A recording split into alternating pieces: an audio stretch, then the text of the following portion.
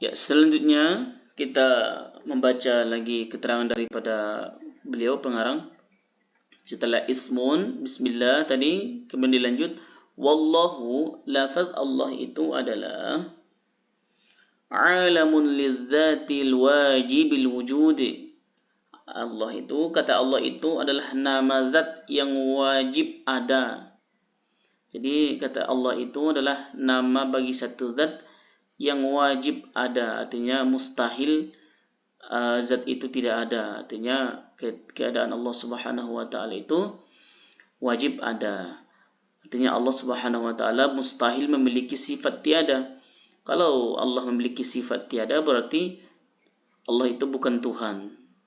Kalau Allah itu memiliki sifat tidak ada berarti Allah itu sama dengan makhluk. Jadi Allah itu adalah zat yang wajib ada, kata beliau. Wa asluhu, asal kata daripada Allah ini adalah ilahun, adalah lafaz ilahun yang berarti Tuhan. Wa huwa ismu jinsin likulli ma'budin. Jadi ilahun itu adalah Tuhan yang berarti segala sesuatu yang disembah. Jadi segala sesuatu yang sembah itu namanya ilahun, Tuhan.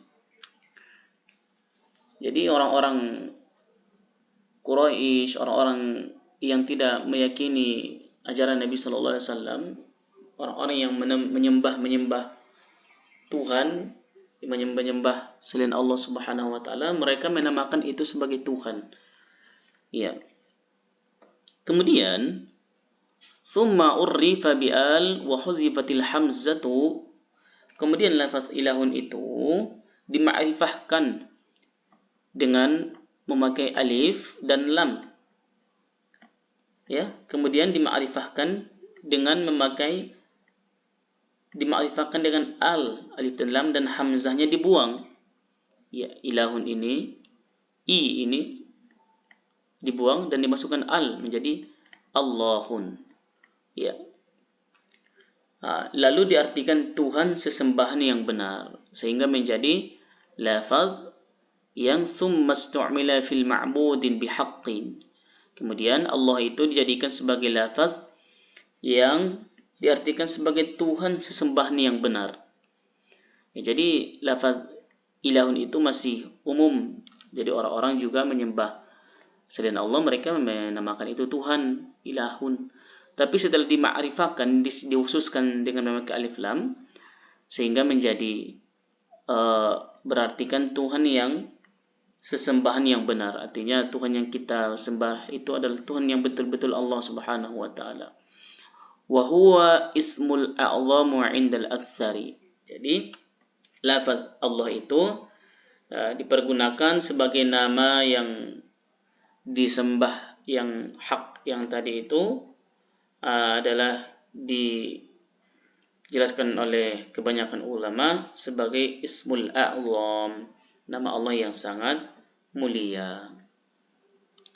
Ya, walam yusamma bihi ghairuhu walau ta'annutan.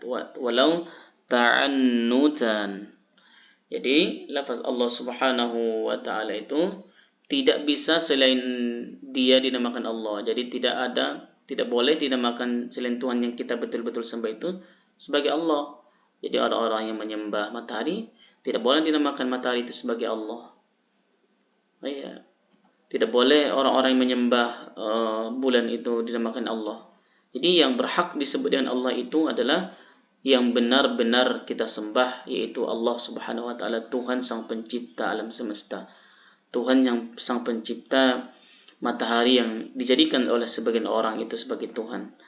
Tuhan yang menciptakan matahari, bulan, hewan dan segala macam yang mereka menganggap itu sebagai Tuhan. Jadi Allah Subhanahu wa taala itu hanya pantas kepada Allah sang pencipta langit dan bumi. War-Rahmanu Ar-Rahimu sifatani bunyata lil mubalaghati min rahima.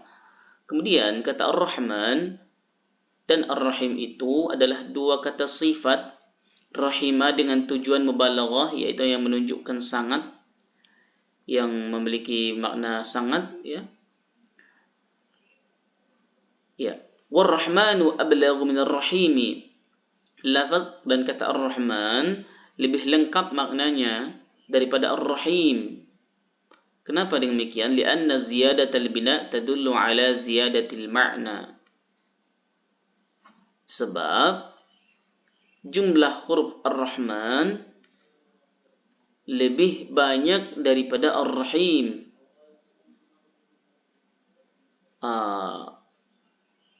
Jadi karena kaidah orang-orang Arab itu lianna ziyadatil bina tadullu ala ziyadatil ma'na, kata orang-orang Arab. Jadi lafaz dan kata-kata Arab itu kalau hurufnya, binanya, bentuknya bertambah, tentu nanti arti serta manfaatnya juga lebih banyak. Jadi Ar-Rahman hurufnya lebih banyak daripada Ar-Rahim. Ya. Dan dikatakan oleh sebagian ulama, Ar-Rahmanu ad-dunya wal akhirah wa rahimul akhirah. Jadi rahmannya Allah Subhanahu wa taala itu memiliki mencakup makna dunia dan akhirat, sedangkan rahimnya Allah Subhanahu wa taala itu hanya berlaku di akhirat saja. Ya, tentu kita perhatikan rahmannya, Maha Pengasihnya Allah itu, orang-orang kafir diberikan rezeki, orang-orang yang durhaka diberikan rezeki, orang yang tidak mau menyembah Allah diberikan kesehatan, orang-orang kafir non muslim diberikan kesenangan dunia. Dan rahimnya Allah Subhanahu wa taala itu hanya berlaku di akhirat saja. Jadi artinya orang-orang yang kafir, yang engkar, yang durhaka tidak diberikan kesempatan oleh Allah Subhanahu wa taala di akhirat. Jadi rahimnya Allah Subhanahu wa taala itu hanya berlaku di akhirat saja. Jadi rahimnya Allah Subhanahu wa taala itu hanya berlaku untuk orang-orang yang berbuat baik di akhirat nanti. Kalau rahmannya Allah diberikan secara keseluruhan, di dunia ini diberikan segala rezeki. Orang yang jahat, orang yang baik sama diberikan rezeki. Orang yang taat dan orang yang durhaka diberikan rezeki, diberikan kesehatan, diberikan kesempatan. Sedangkan rahimnya Allah Subhanahu wa taala itu hanya berlaku di hari kemudian saja, di akhirat saja. Ya, selanjutnya beliau mengatakan, Alhamdulillahilladzi hadana. Segala puji bagi Allah Subhanahu wa taala yang menunjukkan kami, aidallana, yang menunjukkan kami lihada ta'lifi, kepada penyusunan kitab ini. Jadi beliau sepenuhnya menyerahkan diri, memuji dan hanya meyakini Allah Subhanahu wa taala lah yang memberikan segala anugerah ini kepada beliau. Bukan menyombongkan diri, bukan meninggikan diri, semata-mata meyakini adalah ini kehebatannya dirinya sendiri, bukan. Wa ma kunna linahtadiya laula an hadana Allahu ilaihi. Kami sama sekali tidak akan memperoleh hidayah. Jadi kita semua ini tidak akan memperoleh hidayah andai kata Allah tidak memberi petunjuk kepada kita untuk menyaksanakan segala aktivitas. Dan Allah juga telah memberikan hidayah kepada saya bisa menyusun kitab ini, kata beliau.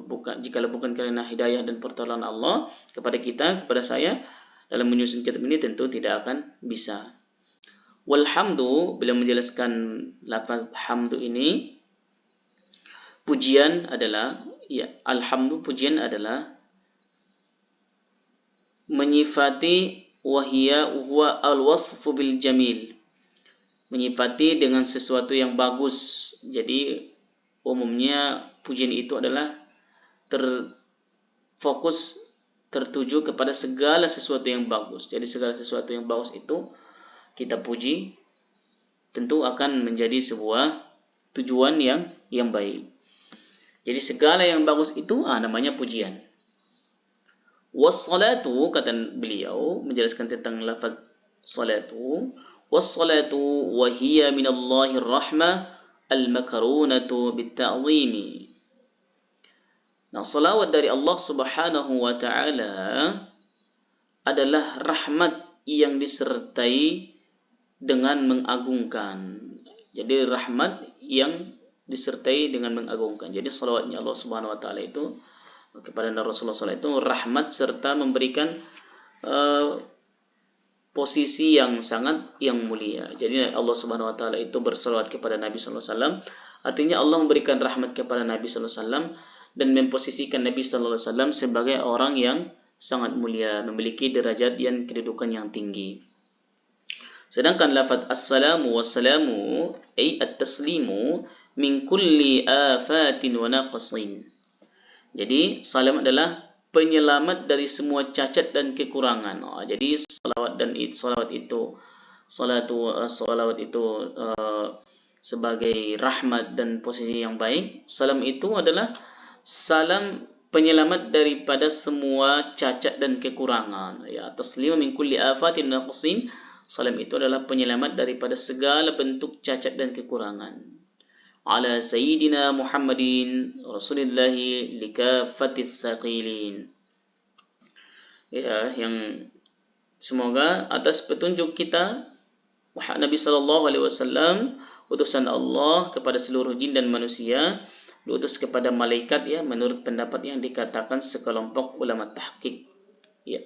Wa qadal malaikatu ala ma qalahu jam'un muhaqqiquna. Jadi Nabi sallallahu alaihi wasallam itu diutus bukan hanya kepada manusia, tetapi diutus kepada jin, makhluk, kepada malaikat, dan kepada segala penjuru alam ini, menurut pendapat daripada sekelompok ulama-ulama muhaqqiqun yang betul ucapannya, yang hakik, yang benar perbuatan, yang alim allama.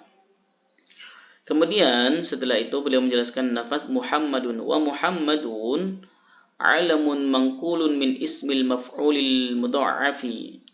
Muhammad itu nama yang terbentuk daripada isim maf'ul yang ditasydid ain fi'ilnya, ya, Muhammadun. Muhammadun, ya, ditasydidkan ain fi'ilnya, ya. Maudu'un liman kathurat hisaluhul hamida, dengan tujuan ditasydidkan ain fi'ilnya. Berarti Muhammad itu adalah asli nama orang yang memiliki banyak sifat yang terpuji. Jadi Muhammadun ditasydidkan ain fi'ilnya menunjukkan kathurat hisaluhul hamida, orang yang banyak budi pekertinya baik, ya, budi pekertinya terpuji, budi pekertinya yang sangat indah. Summiya bihi nabiyuna sallallahu alaihi wasallam bi ilhamin min Allah li jaddihi. Jadi yang melatar belakangi pemberian nama kepada Nabi sallallahu alaihi wasallam adalah nama tersebut ilham ke Allah kepada sang kakeknya. Jadi latar belakang kakeknya memberikan nama kepada Nabi sallallahu alaihi wasallam ada latar belakang ilham yang diberikan Allah Subhanahu wa taala kepada kakeknya Nabi sallallahu alaihi wasallam, yaitu Abdul Muthalib.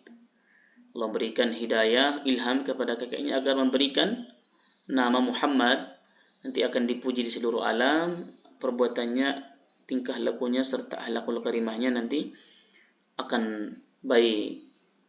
Diberikan ilham oleh Allah Subhanahu wa taala kepada kakeknya Nabi sallallahu alaihi wasallam.